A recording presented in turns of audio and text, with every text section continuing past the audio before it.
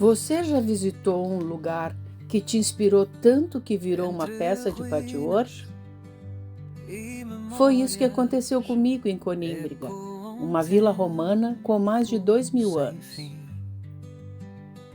Passeamos por ruínas, muralhas e termas, um lugar que respira história. E entre tantas belezas, uma me tocou especialmente, as flores de íris germânica.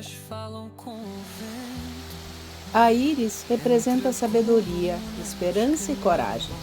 Era usada como ornamento na Roma antiga e parece que até hoje continua encantando. Mas o que mais me impressionou foram os mosaicos, verdadeiras obras de arte em pedra, que ainda hoje contam histórias em silêncio. Essa flor virou o centro do meu novo projeto, uma almofada de patchwork com aplicações feitas à mão, usando moldes de papel. Escolhi fazer as aplicações com moldes de papel, mas você pode escolher o tipo de aplicação que mais combina com você, aquela que se encaixa melhor com o seu estilo, seu tempo e até com o seu humor do dia. Se você está em dúvida ou quer experimentar algo novo, eu preparei um vídeo aqui no canal, onde eu explico com calma cada uma das técnicas de aplicação.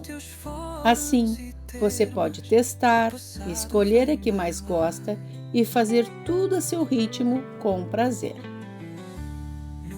Cada segmento foi desenhado e modelado nos tecidos escolhidos. Prendi tudo com alfinete primeiro para entender a composição como um todo. E assim, pouco a pouco fui prendendo com o ponto invisível cada pedacinho. O projeto já estava um encanto só com as aplicações, mas eu queria aquele ar de mosaico que marcou tanto o passeio. Era a primeira vez que eu fazia um quilt buscando esse efeito visual. Antes de ir para a máquina, fiz um esboço no papel para criar uma memória muscular e entender os movimentos. Fiquei na dúvida sobre qual linha usar, então montei um bloco de listras com cores do projeto e testei várias combinações. No fim, escolhi a linha vermelho escuro e quiltei todo o projeto com ela. E o resultado final ficou um encanto, um quilt inspirado nos mosaicos da Casa dos Repuxos. E se você quiser fazer uma almofada também, ou usar essa flor em outro projeto, o PDF está disponível gratuitamente no meu site. O link está na descrição.